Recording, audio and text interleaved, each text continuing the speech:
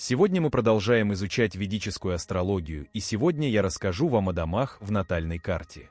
Вы можете создать свою натальную карту онлайн. Будьте внимательны, мы будем изучать ведическую астрологию на основе натальной карты в североиндийском стиле. Итак, каждая натальная карта разделена на секции, которые называются домами. Эти дома относятся к различным сферам человеческой жизни.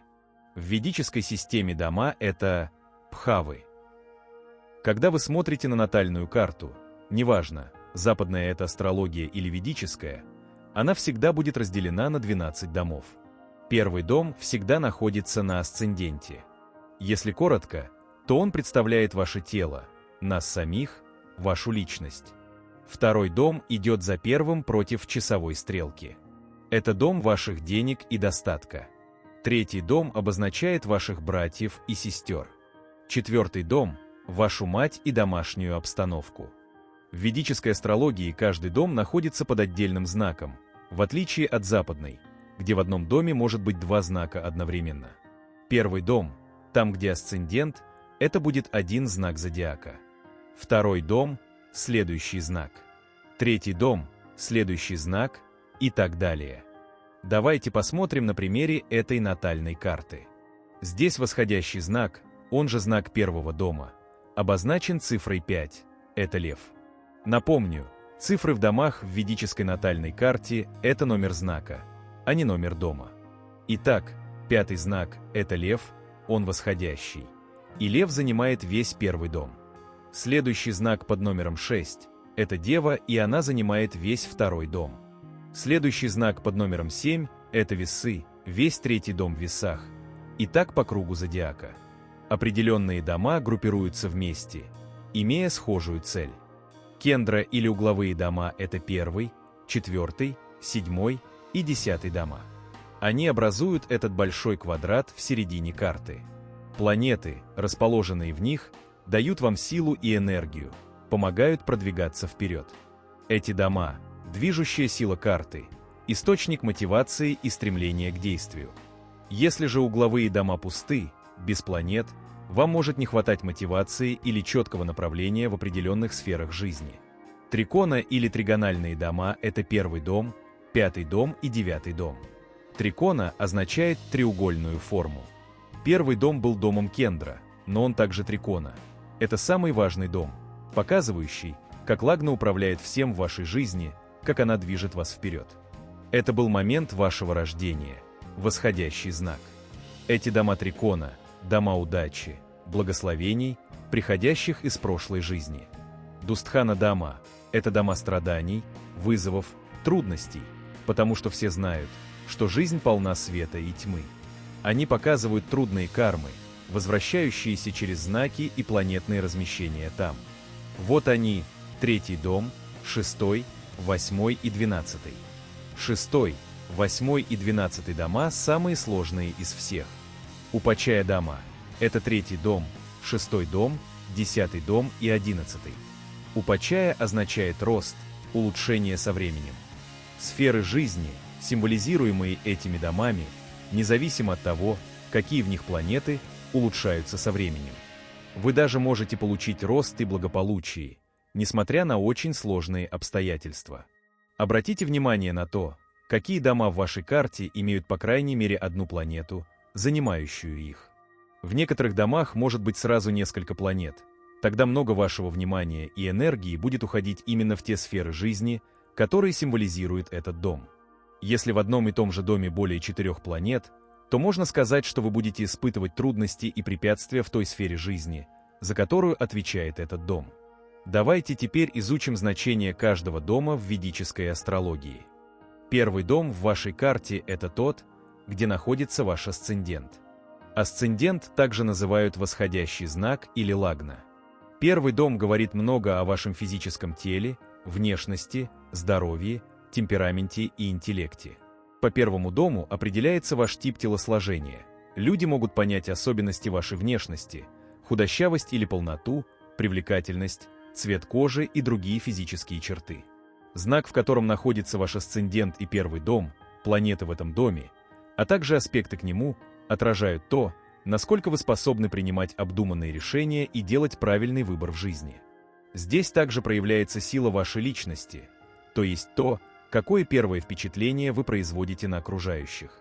Все остальные черты вашего характера становятся понятны окружающим только тогда, когда они узнают вас ближе. Если вас интересует обретение известности и популярности, знайте, ваш асцендент обязательно должен быть связан с показателями славы, через знак первого дома, планеты в нем и аспекты на него от других планет. Через первый дом также отображаются обстоятельства вашего рождения. Кто находился рядом, в какой обстановке вы появились на свет, какими были роды и так далее. Второй дом отражает ваше финансовое состояние и уровень богатства. Он показывает накопленные вами ресурсы, ценности и активы, которыми вы владеете. Речь идет не о ежемесячных доходах или зарплате, а о том, сколько средств и имущества у вас есть, например, деньги на банковском счете, недвижимость, ценные вещи и другие активы. Второй дом также символизирует ваш род или клан, ваше происхождение. Он отражает, насколько вы чувствовали себя эмоционально связанным с семьей в детстве и ощущали ли безопасность и поддержку. Второй дом обозначает все, что поддерживает ваше существование и позволяет выживать. В детстве эту поддержку обеспечивает семья, поэтому он обозначает ваше происхождение. Второй дом связан с ртом и лицом. Сюда относятся вопросы питания. Что вы пьете, какая пища вам подходит, а какая вызывает проблемы, включая расстройство пищевого поведения. Сюда также относится ваша речь и голос. Этот дом показывает, какой у вас голос, мягкий или резкий, как вы говорите. Он также связан с горлом и часто отражает возможные проблемы или расстройства в этой области. Кроме того, он влияет на ваши способности к пению. Этот дом отвечает за ваши моральные ценности. Получили ли вы их от своей семьи и происхождения? Учили ли вас быть трудолюбивым, честным или корыстным и лицемерным? Все это отражается здесь. Третий дом в вашей карте отвечает за развитие вашего эго и чувства собственного «я» в повседневной жизни. Этот дом также конкретно связан с вашими братьями и сестрами, особенно младшими, в том числе двоюродными, а также с вашими соседями. Именно третий дом отображает отношения, возможные конфликты, споры и разногласия как с родственниками, так и соседями. Если второй дом был ответственен за вашу речь и показывал то, как она звучит, то третий дом показывает, что именно вы выражаете словами, какой у вас словарный запас и стиль речи, способны ли вы красиво говорить и выступать. Третий дом обозначает ваши руки и то, какими навыками вы обладаете, конкретно используя руки. Например, это могут быть музыкальные навыки, гончарное дело, рукоделие, рисование, массаж и так далее. Кроме того, по третьему дому видны ваши компьютерные и технические навыки, работа с компьютером, создание программ, использование интернета. Здесь также отражаются любые навыки коммуникации и взаимодействия с другими людьми, в том числе через социальные сети. Если вы склонны к техническим профессиям, это особенно проявляется через третий дом и его аспекты. Третий дом отражает повседневные перемещения и путешествия по месту, передвижение в самом непосредственном смысле. Это сложный дом, связанный с конфликтами и борьбой. Здесь проявляется напряжение, потому что вы отстаиваете свое эго, хотите быть услышанным и проявить себя в мире. В этом доме также отражается умение владеть оружием и участвовать в борьбе, которая может быть как физической, так и словесной. Споры и конфликты – ключевые характеристики третьего дома в вашей карте. Еще один важный аспект – третий дом связан с сексуальными контактами. В западной астрологии это часто не учитывается. Третий дом показывает, где мы встречаем людей и испытываем сильное сексуальное влечение. Именно это дом полового акта и любых сексуальных контактов. В западной астрологии принято считать, что за секс отвечает восьмой дом, но на самом деле восьмой дом отвечает за другие вещи.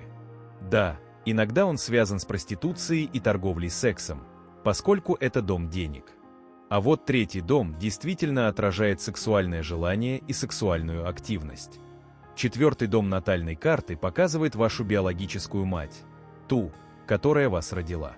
Он показывает ваши с ней отношения, ваше раннее детство и домашнюю атмосферу. Четвертый дом также отражает ваши условия проживания, семейные отношения и быт на протяжении всей жизни. Он показывает, насколько вы счастливы в своем доме, какое у вас жилье, владеете ли вы несколькими объектами недвижимости. Все это видно через знак этого дома, хозяина 4-го дома и аспекты к нему в вашей карте. Кроме того, этот дом связан с уровнем роскоши в вашем доме, а также с транспортными средствами, автомобилями, мотоциклами и другими подобными вещами. 4-й дом также связан с образованием, особенно с ранним, начальной школой и первыми этапами получения знаний. Это очень глубокий дом, который отражает внутреннее счастье и ощущение покоя. Его естественные управители – Луна и Венера. При благоприятных аспектах 4-й дом указывает на гармоничный внутренний мир и чувство счастья. 5-й дом в натальной карте представляет ваших детей, особенно первого ребенка, как в женской, так и в мужской карте. Кстати, за беременность отвечает 9-й дом. 5-й дом отображает то, как вы относитесь к вашим детям, какой вы родитель, какие у вас взаимоотношения с детьми и так далее. Этот дом также ассоциируется с получением знаний. Он показывает, как вы учитесь, нравится ли вам учиться. 5-й дом также отображает знания, приходящие к вам из прошлых жизней, мудрость и глубокие философские взгляды. Это еще и дом творчества. Искусство, как таковое, будь то драматическое искусство, живопись, танцы, всевозможные музыкальные способности и другие виды творчества, выходят из 5-го дома. Это дом ваших последователей, учеников, поклонников, людей, идущих за вами. Дети следуют вашему примеру, ученики прислушиваются к вашему слову, а поклонники проявляют интерес к вашим талантам. Любая способность, которой вы обладаете, и люди, восхищающиеся ею, отражаются в этом доме. Он также показывает, насколько вы можете стать популярным, конечно, в связке с асцендентом. Это дом, связанный с романтикой, любовью и зарождением, началом отношений. Здесь отражается влюбленность, трепет чувств и все символы романтики, все то, что ассоциируется с нежностью и эмоциональным вовлечением. Это не столько сексуальное влечение, оно больше относится к 3-му дому, сколько именно романтическое чувство. 5-й дом – это также дом удовольствий, развлечений и радости. Он указывает на стремление к веселью, наслаждению жизнью, а также на склонность к риску. Именно поэтому здесь находят отражение спортивные увлечения, азарт, талант к соревновательной деятельности, а также участие в рискованных финансовых предприятиях, таких как спекуляции. Кроме того, этот дом связан с подготовкой к будущему. Он отражает карму, которую вы создаете в этой жизни, и то, каким может быть ваше следующее воплощение. 6-й дом в астрологической карте считается одним из наиболее сложных. Это область, где мы сталкиваемся с открытыми конфликтами, соперниками, конкурентами и врагами. Он часто связан с рабочей атмосферой. Здесь проявляются сложности на службе, конфликты на рабочем месте, напряженные отношения в коллективе и так далее. Этот дом также может указывать на судебные разбирательства, включая разводы и другие юридические споры. 6-й дом напрямую связан со здоровьем, заболеваниями, травмами, а также с лечением. В нем отражаются не только сами болезни, но и отношение человека к ним. Медицинские работники, целители, психологи и все те люди, что помогают другим, включая работников, занятых в гуманитарных миссиях, часто имеют в своем гороскопе хорошо выраженный 6-й дом. 6-й дом указывает на вредные привычки, те, которые очевидно вредят нашему телу и уму.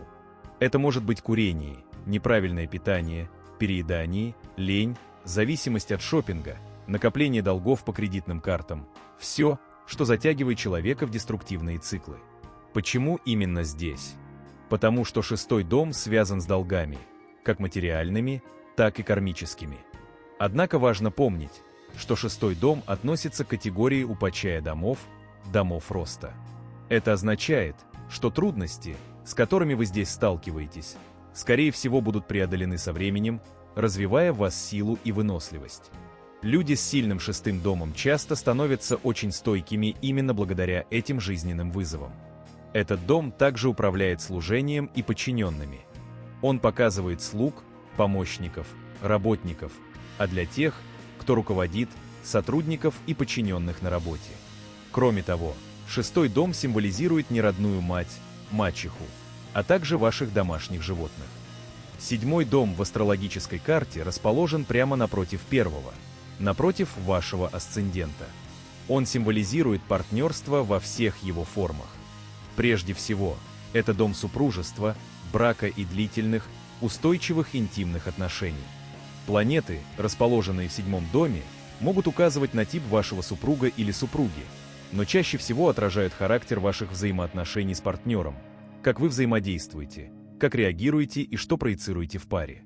Однако значение седьмого дома не ограничивается только романтическими или супружескими связями. Это также арена всех ваших социальных взаимодействий, символ деловых и официальных отношений. Он представляет ваших деловых партнеров, клиентов, всех, с кем вы заключаете соглашения или ведете бизнес. Это мощный дом внешнего мира, зеркало, в котором вы видите себя через других. Поскольку седьмой дом управляется Венерой, он отражает не только любовь, но и нашу способность к доброте, сочувствию, состраданию. Седьмой дом также связан с движением и перемещениями в жизни. Хотя традиционно путешествия ассоциируются с 9 и 12 домами, седьмой тоже указывает на движение. Он относится к подвижным, чара, домам. Люди с акцентом на седьмом доме нередко много перемещаются, физически, географически или даже через перемены в отношениях и социальной жизни. И, наконец, седьмой дом – это дом потерь и арена открытого противостояния.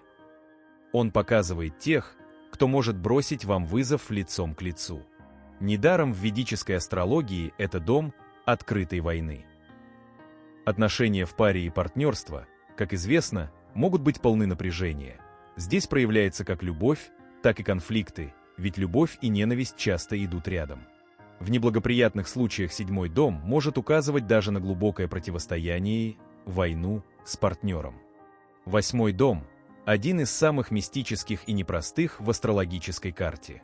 Он связан с глубокими внутренними преобразованиями, тайнами, скрытыми силами и опытом, который способен полностью изменить ваше существование. Это дом кризисов, травм, внезапных перемен и утрат, тех моментов, когда прежний мир рушится, и вы вынуждены перестраивать все заново. Однако, вопреки распространенному мнению, восьмой дом – это не просто дом смерти. Это дом перерождения. Пройдя через его испытания, человек может обрести силу, стойкость и внутреннее возрождение. Он дает способность к глубокой трансформации, к восстановлению даже после самых тяжелых жизненных потрясений.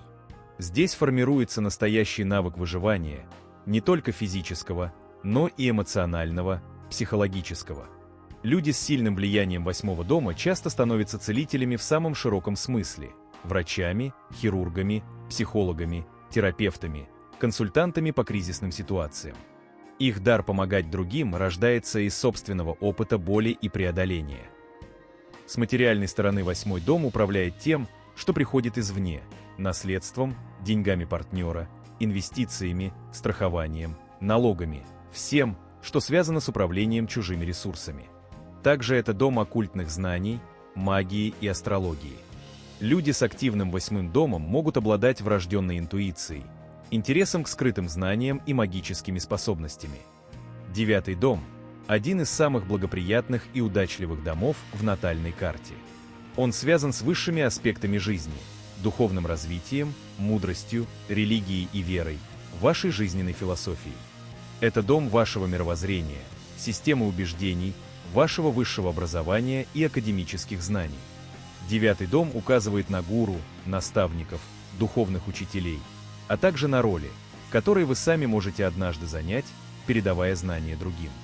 Особое значение в этом доме имеет Отец, в первую очередь как учитель, как источник мудрости и жизненных ориентиров.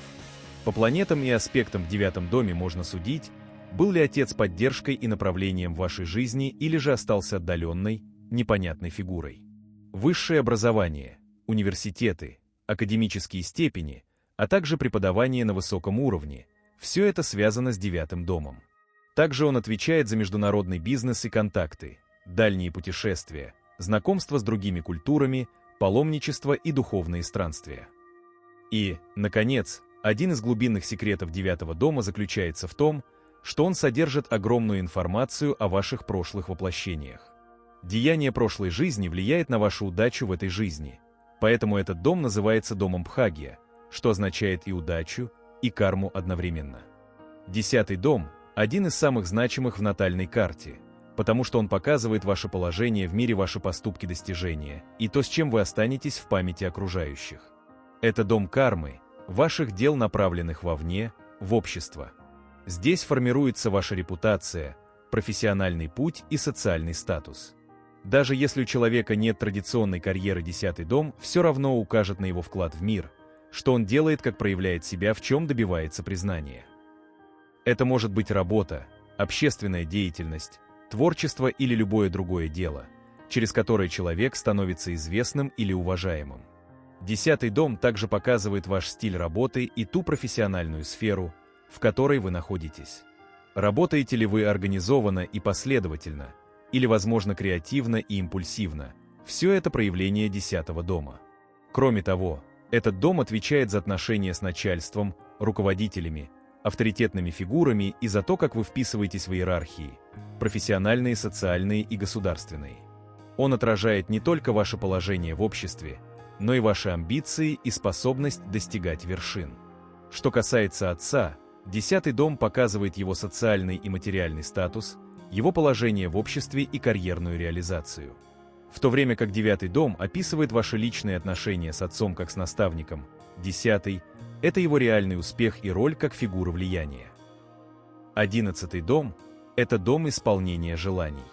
Он считается одним из самых благоприятных в натальной карте, поскольку связан с достижением целей, материальной прибылью и реализацией амбиций. Однако, как ни парадоксально, он также может вызывать внутренние конфликты. Когда желания множатся, возникает напряжение между стремлением к успеху и внутренним покоем. Этот дом показывает, какие результаты вы получаете от своей деятельности, как в виде денег, так и в форме признания, наград, бонусов, поддержки. Он связан с непосредственными доходами от профессиональной деятельности.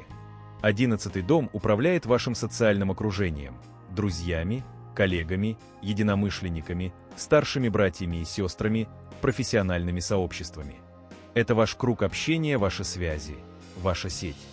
Современное проявление этого дома – социальные сети и любые коллективные структуры, где вы действуете в группе или в команде. 11-й дом еще может символизировать приемного отца или отчима, человека, который выполняет отцовскую роль, но не является биологическим родителем. Этот дом отображает то, насколько вы получаете поддержку от окружающих, особенно в профессиональной сфере. Он может указывать на отношения с коллегами и даже с конкурентами, особенно если они помогают вам расти. В целом, 11-й дом – это пространство ваших мечт, достижений и связей. Он указывает на то, как вы вплетены в социальную сеть мира и какие плоды вы получаете от своего вклада в социум. 12-й дом – самый удаленный от асцендента, и он символизирует все, что скрыто, все тайное и неочевидное.